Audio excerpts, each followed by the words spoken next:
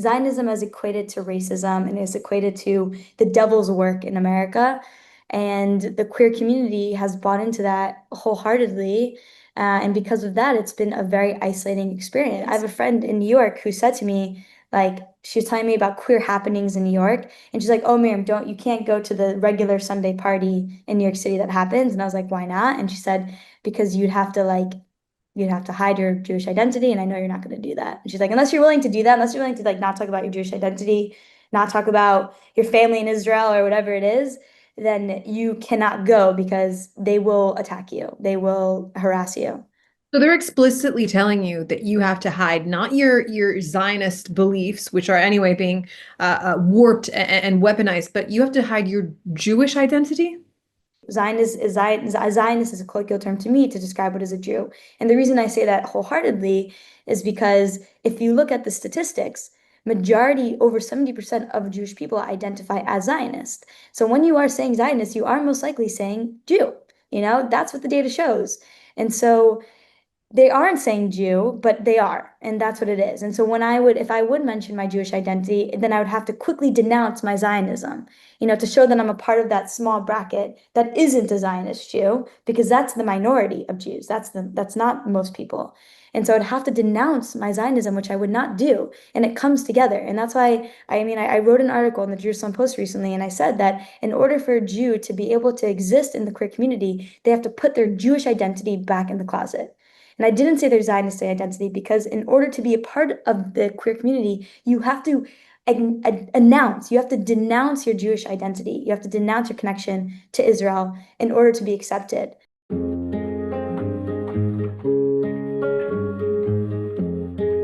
You're listening to East to West. I'm your host, Sarah Martinez Amir, reporting from Jerusalem. My guest today is Miriam Haart. She's an engineer, an activist, and host of her very own podcast, Faking It.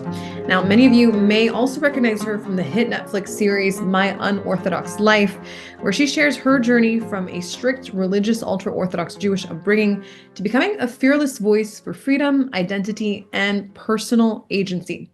But today we're speaking to Miriam from a very different lens, live from Tel Aviv, where she found herself in the middle of what's now been dubbed the 12-day war between Israel and the Islamic regime in Iran.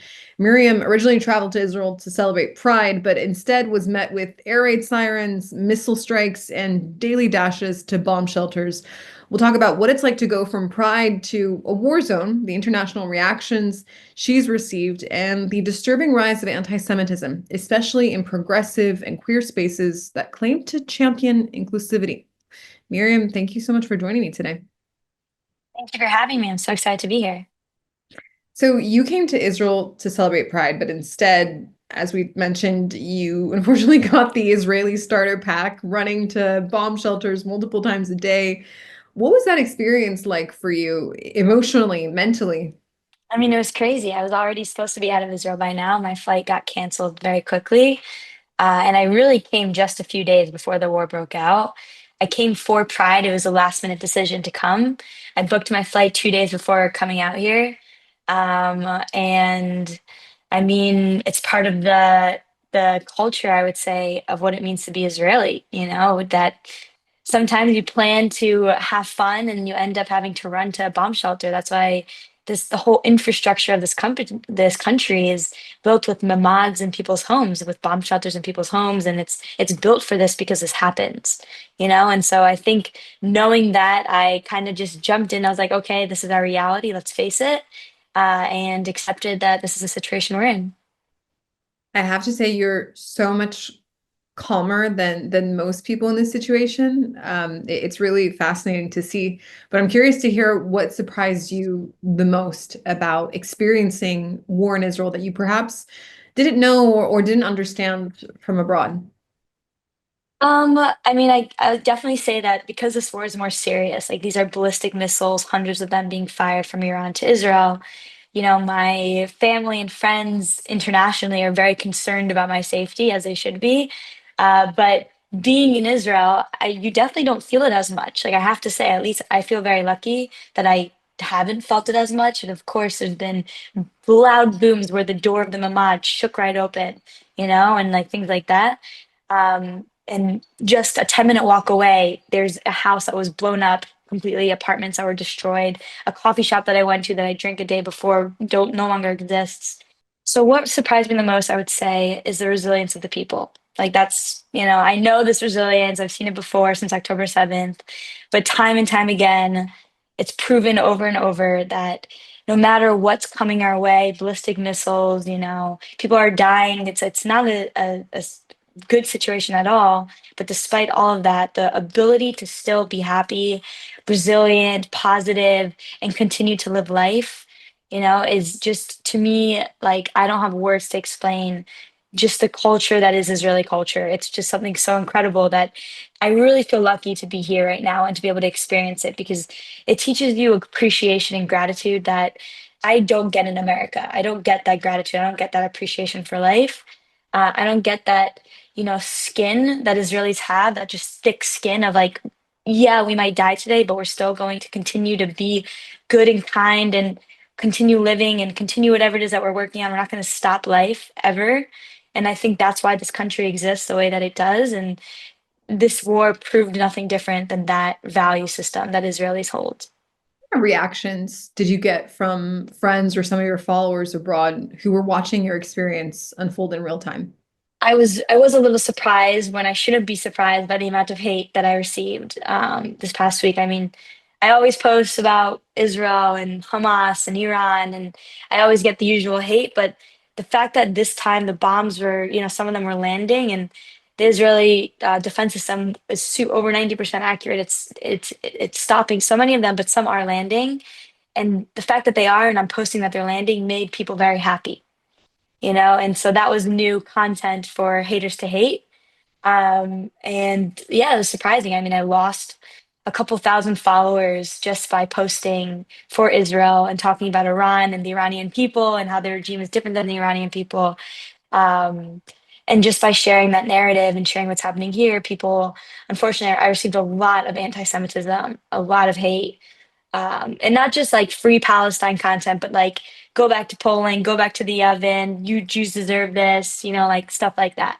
It's pretty wild, isn't it? Where it's, you're more afraid of the internet battle that you're going to have to fight with, these anti-Semitic comments than you're actually afraid of these missiles landing on you. It's that dissonance is hard to grasp until you're really here and you're literally, like you said, running for shelter, but you know that you're going to be okay because people are looking out for you and you have a shelter, but you're afraid to even share that experience online because of the hate that you're potentially going to face. Right. And that's once again what it means to be in a 21st century war. It's something that in the human history we've never experienced, where there's always two battles. One is the physical battle on the land, which Israel luckily is always very good at defending and standing up for. But then there's a battle online. That's the new battle, the ideological war. And the ideological war is very dangerous, very scary, and it's a question of who will win. We don't know that. And so it is different, yeah, despite the defense system on the ground. And speaking of that ideological war, since October 7th, you, as well as your mom, you've both have become very powerful advocates for Israel, using your platforms to fight against anti-Semitism and also to raise awareness about the hostages.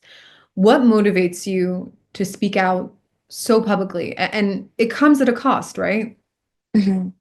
Yeah, definitely comes at a cost. I mean, once I started, I lost a lot, pretty much all my deals. They're just like, once you stop being political, we'll continue working with you. And I was like, okay, I can be political about gay rights and feminism, but I can't talk about this. Got it. So that was the message I received. But the reason, I mean, it's interesting because I speak up for Israel, not out of, I mean, I do love Israel and I'm Jewish and that's, this is all true, but it's not because of that. That's not why I'm so motivated and I really dedicated my activism and my time to this work. The reason is because of my values. It comes down to values and it comes down to what my ideology is. And my ideology, I believe in liberty. I believe in the right for us to debate one another. I believe in humanism. I believe that women and men should be treated equally and that we should have difference of opinions and thoughts. and they're in this idea of progression, of trying to get better, arguments for debates and to be to a better norm. And these are my values. These are known to be Western values. They're nothing special. These are no crazy ideas. But what Israel represents are these Western values. And what is fighting Israel are the very people and the very ideas that are against liberal and Western values. This is the Islamism, this is the revolutionizing ideas that has really taken over much of the Middle East. And that's the battle that Israel's facing, is this ideological battle, which is why they're being attacked in the first place, this religious fundamentalist extremist battle. And because as an American, as a Jewish person, I stand with liberal values, I want to protect the country that is fighting the very people and the ideas that are against who we are, what democracy is, and I really see it. To me, it's so clear that Israel's first and America's second and the free world second. And I've really been studying a lot about what jihadism is, what ideology is, the history of our world. And it's really like the reason that me and my family stand up for this is because we believe that we need to stand up for the free world. And being a woman in our world today, it's actually we're in the minority. We win the lottery by being able to show our hair and wear pants. Like being born, showing your hair, and being allowed to wear pants as a woman in our world is in the minority. Most women in the world, more than 50% of the women in the world, do not have those liberties. Like I think we should just like sit with that for a second, And Israel is the only place in the Middle East where women have the liberties that they have in this region. And the very people that are fighting them are the same people that want to fight America and the same people that want to fight any place that allow women to have rights, pretty much. And so to me, standing up for Israel is about standing up for women. It's about standing up for freedom and liberty. It's like, that's it, and that's why the war comes home to America too, because there are people in America who have gotten all twisted. It's all twisted. And I mean, I'm making a video right now. It's called Who Said It? Berkeley, like a Berkeley student or Bin Laden. Okay, because I've been reading Bin Laden. I know this sounds so crazy, but I've literally been reading Bin Laden's speeches. And as I'm reading them, I went to ChatGPT and I wrote to ChatGPT, replace Jew with the Israeli government and give me the speech back. And it gave me the speech back, and it sounds like college students. It literally sounds like college students. It just, instead of Jew, it's Zionist. Like they say Zionist instead of Jew. They say the Israeli government instead of Jew. And that's what Bin Laden says Jew for all these things. And so it's the parallel is to me crazy. It's scary. And it could be explained. Nothing actually is crazy. And that's the craziest part. None of it's crazy. It's all been slowly happening throughout our institutions. It's been building up to this moment. And so to me, it's really about fighting for the free world. That's what me and my family care about. As a queer Jewish woman, you've been outspoken about anti-Semitism, specifically in LGBTQ plus spaces. Can you talk about some of the hostility and frankly, the hypocrisy that you yourself have encountered? Yeah, it's throughout been our institutions. like truly, It's been and building I up to this mean, moment. And so to we're not me, even it's allowed to really talk about about it. fighting That's for the the worst free part. world. That's what it's me like and my really, family it's a care very about. sensitive As a topic queer to talk Jewish about. woman, And you've that has to been do with outspoken about the fact that it's anti-Semitism, queer people and specifically they're in lower on the LGBTQ plus spaces. intersectionality Can you talk pyramid. And about so some you of have to be the very careful about what you hostility say about and somebody who's in the frankly, the minority and not hypocrisy that offend you them and not say yourself have anything encountered? wrong. And Yeah, so it's been hard to talk about this issue, but this issue like truly, exists and where I mean, we're not even allowed to talk the about it. queer That's the worst community, part. from my It's like really, experience, it's a very and the sensitive wider, topic to I can talk definitely about. say the And that wider has to Jewish do with queer community's the fact that it's experience queer people and has they're been lower one on in the which we have been excluded intersectionality from pyramid. And so events, you have to be very careful about what you say about pride somebody who's parade, in the minority festivals, and not offend them and and not say anything wrong. not just our Jewish And identity or so connection to it's Israel, been hard to but talk about this issue, but ourselves. yeah, we've been extremely excluded. I mean, I've been on Hinge, and I literally have responses from people like on their profile. It says like down with late stage capitalism, free Palestine. If you're Zionist, like go F off, like I would have people say like things about like as long as you're not racist or a Zionist, like then I'm in, or like things like that. Like Zionism is equated to racism and is equated to the devil's work in America. And the queer community has bought into that wholeheartedly. And because of that, it's been a very isolating experience. Most of my queer friends, I mean, I have a friend in New York who said to me, like, she was telling me about queer happenings in New York, and she's like, "Oh, Miriam, you can't go to the regular Sunday party in New York City that happens." And I was like, "Why not?" And she said, "Because you'd have to hide your Jewish identity, and I know you're not going to do that." And she's like, "Unless you're willing to do that, unless you're willing to like not talk about your Jewish identity, not talk about your family in Israel or whatever it is, then you cannot go because they will attack you. They will harass you." So they're explicitly telling you that you have to hide not your Zionist beliefs, which are anyway being warped and weaponized, but you have to hide your Jewish identity. Zionist is a colloquial term to me to describe what is a Jew. And the reason I say that wholeheartedly is because if you look at the statistics, majority, over 70% of Jewish people identify as Zionist. So when you are saying Zionist, you are most likely saying Jew. That's what the data shows. And so they aren't saying Jew, but they are, and that's what it is. And so if I would mention my Jewish identity, then I would have to quickly denounce my Zionism, to show that I'm a part of that small bracket that isn't a Zionist Jew, because that's the minority of Jews. That's not most people. And so I'd have to denounce my Zionism, which I would not do. And it comes together. And that's why, I wrote an article in the Jerusalem Post recently, and I said that in order for a Jew to be able to exist in the queer community, they have to put their Jewish identity back in the closet. And I didn't say their Zionist identity because in order to be a part of the queer community, you have to you have to denounce your Jewish identity. You have to denounce your connection to Israel in order to be accepted. And it's not something that is just assumed. It's assumed that as a Jewish person, you have a connection to Israel, and you have to denounce it in order to be accepted by us, so that's pretty crazy. You've said that queer spaces, which are supposed to be, these safe havens for marginalized voices, have now become breeding grounds for anti-Semitism. But the way that it's done is you've explained that it's by sanitizing anti-Semitism as quote unquote anti-Zionism. What does that mean? Can you explain how that works exactly, and what are they saying when you mean that, and what is driving that shift, and how do you challenge it? How do you fight back? Right. So yeah, it's really, to me, it's just, once again, it's a colloquial term to describe Jewish people because of the data that is that majority of Jews are Zionists. Um, so it's an easier way, it's a more politically correct way of being anti-Jewish. And when I say that, I also want to point out that I'm not saying that anyone who's anti like Zionism knows that they're anti-Semitic, because there's been so much work and so many posts about anti-Zionism is not anti-Semitism, and we've all seen this, and I would challenge that, and I would say anti-Zionism is anti-Semitism, in fact, and I'll explain to you why in a second. But I would say that it's not knowingly anti-Semitism. Maybe you don't realize that you're being anti-Semitic, but it is anti-Semitic, 100%. And so I think people don't fully think that it's anti-Semitic maybe when they jump in because it's anti-Zionism. It's like, I'm against Zionism. I'm not against Jews. I believe that all people are equal. And this falls into this ideological idea too. It fits very well into, liberal values to be anti-Zionist and not anti-Semitic because we don't want to be against somebody's race or ethnicity, technically. But we want to be against their political affiliation. You're allowed to do that in the way that this hierarchy of morality works within the liberal world.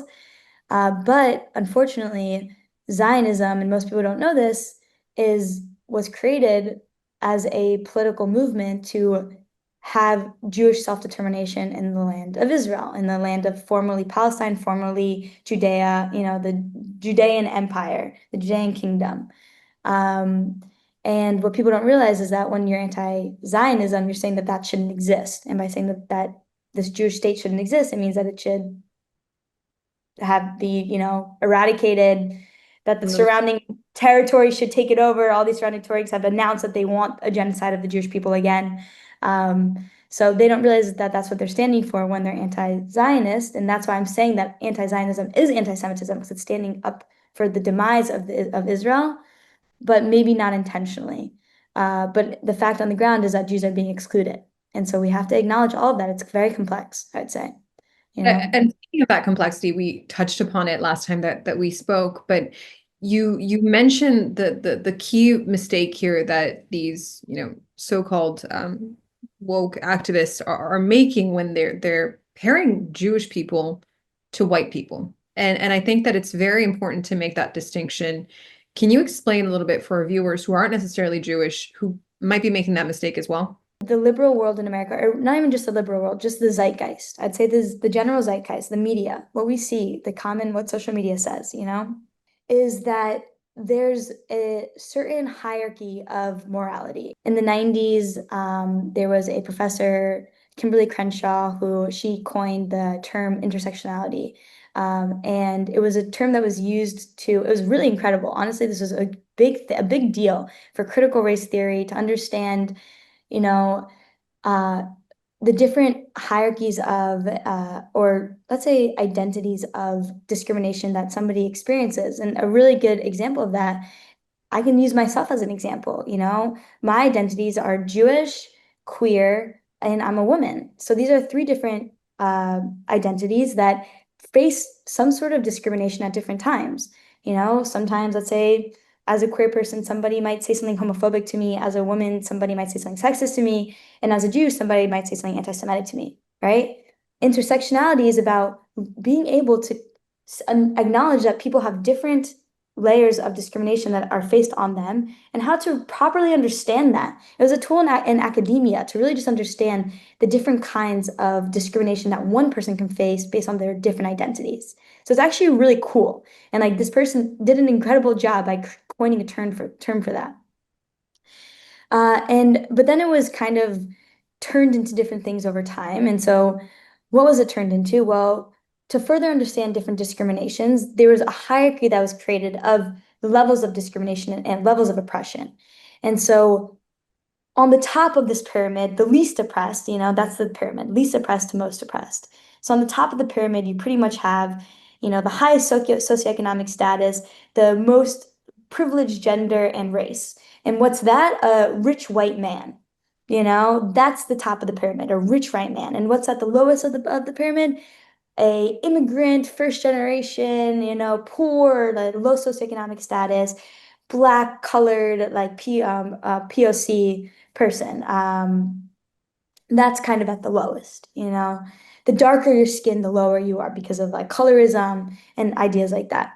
So in this pyramid, there is, in terms of studying critical race theory, it even in that sense, like we can still talk about that, as something to be studied. There isn't something technically bad to talk about. Yeah, white men, rich white men definitely aren't oppressed the way that poor, immigrant women are. That's true, and this is a great Right. tool. Until now, it's completely logical. But I This is guess my super question logical. is, where is it that Jews fit in within that pyramid? And how has the definition of what it is to be Jewish and its origin been warped against us? Right. Okay. So here's where it gets tricky. So we have this pyramid, and it doesn't really affect society per se. It's just academia right now, right? As time progresses in the early 2000s, this pyramid and in this like, concept of intersectionality starts to play a role in activism. And what does that mean? Well, what that means is that we learn something about privilege, white privilege, right? White privilege means that you inherently are playing into a system that oppresses others just by you being born white. Okay? Because you don't have a choice. The thing about this pyramid is there's no way for you to move down in the pyramid. You were born privileged. You were born at the top. And therefore you have to repent for your actions, and you have to, it's kind of like shedding your racism, shedding your whiteness, that's what they call it, in terms of giving back to the community, whether that's your own reparations, whether that's whatever it is that you want to do. There's something inherently wrong with being born at the top. That's kind of what activism has pushed the narrative to be. And so that's a privilege. You're just born with it. You can't really get rid of it. And if that means that you're born bad at the top, then everybody at the bottom is born good. And so this is really something important to understand about woke ideology, is that the moral system is set where good and bad is based on where you stand on the pyramid. If you are at the top of the pyramid, bad, you are an oppressor. If you're at the bottom of the pyramid and you're oppressed, good. There's no way for you to commit a bad action. And the way like that we can understand this, and I'm going to get to the Jews in a second, but this is like a really important point, is that, for example, and a lot of people have seen this and probably have been confused. Why is this happening in our society? Like, we've changed the word from pedophile to minor attracted individual. It's like these like term. I don't know if you've heard about that, but this is just one No. example. You haven't It's heard just about that? crazy. This is a thing that exists. And the reason that this is happening is because pedophiles are in jail, they're more towards the bottom, they're more viewed as oppressed because they're having like the systems being applied to them. They're not as high in the pyramid. And so it's this idea that if you're lower down, it's not your fault, like all the things that you've been through. It's not your fault. Your actions aren't. It's really this idea of glorifying victimization. It's like because I'm queer, I get to criticize the queer community. And that's true. I'm able to criticize the queer community because I'm queer. And I'm not homophobic because I can't be homophobic. I'm queer. You know what I mean? And it's this idea and that's not true. You can be anti-Semitic and be a Jew at the same time. It's not true. But because this idea that if you're low down in the pyramid, you can't do anything bad, and Right. your victimization is your morality card. And so that's kind of the way that the moral system is set up through woke ideology, which has really taken over the zeitgeist in our media. And so, how does this apply to Jews? You know, well, in America, and this is not true for Israel, majority of Jews in Israel are not white, but in America, most Jews that we see, especially successful, they're white. They are Ashkenazi and white. We can have a whole conversation about that. They're white appearing, okay? Yeah. Um, Even for me, I would say I'm white appearing, but my ancestry says that I come from the Levant region, which is the Middle East. Um, they're white appearing and they're successful. Now, I read this book on meritocracy, okay? And in this book, it talks about is meritocracy something, and everything's gonna tie back, you'll see. But is meritocracy a good system, in America, or is it a bad system? And we can argue about the SAT and how, like, if you have really good tutors, you're gonna perform really well no matter how smart you are. And I kind of agree with that, to an extent. But overall, is meritocracy a good system? In this book, they argued that Jews and Asians in America faced oppression, faced discrimination. They were excluded from clubs, they were excluded from universities, in the 1950s, even in the 1950s, Stanford University, the school that I went to, intentionally stopped Jewish students. There's a whole thing that came out in the past 5 years Right. that you heard about that they stopped Jewish students from gaining admission in the 50s. Um, so is meritocracy a good system? Well, in this book, they argue that it is, and it worked well because Asians and Jews now are very successful in America, but they were discriminated against. They were discriminated against, but because of their culture and because of their values, despite the discrimination, they were able to use their hard work and their meritocracy, their merit, to achieve a lot in America. And so, what people are seeing, and they're confusing, unfortunately, is that because they see that Jews are doing well, just like Asians, in America are doing well as a minority, they think that Jews have this inherent Jewish privilege, that just like whites have this inherent privilege by them being born white, Jews have this inherent privilege by them being born Jewish. Okay, it's something that you can't escape. And that puts them, because being Jewish is viewed as successful in America, because that's where they are, because of the meritocracy system, and because of our culture of working hard, and valuing education, they're at the top of the pyramid, and whoever's at the top of the pyramid, like I said, is the oppressor, is bad, is morally wrong. And so this is the underpinnings, the true underpinnings of woke ideology and why it's so anti-Jewish, And where does Zionism fit into this? Zionism is the pinnacle of Jewish power. These are the Jewish people that have achieved oppression, quote unquote. I'm using quotes for those listening. And this is the lens in which our society, and at least in America, or the Western world, is looking at Israel. They're viewing Israel through this oppressed, oppressor lens. They're viewing Jews as having this inherent Jewish privilege, and they're viewing them as white because they're at the top of the pyramid. And being at the top of the pyramid equals just bad, morally bad, evil, imperialist, capitalist, colonialist, all that's wrong with our society. And by the way, anti-capitalism, anti-imperialism, anti-colonialism, and also pro-environmentalism were all the four pinnacles of bin Laden's speeches. So I just want to point that out because there's a lot of parallels. But yeah, I think that's my mic drop, and I hope that made sense. Miriam Haart, it's been so amazing speaking to you. You're only 25 years old, but you're so well spoken and educated. And I can't wait to see the other things that you do and where you go from here. Thank you so much for taking the time to speak us today. And I hope you're able to go home to New York soon, safely, and that the rocket fire, the missile fire will stop soon. Thank you so much.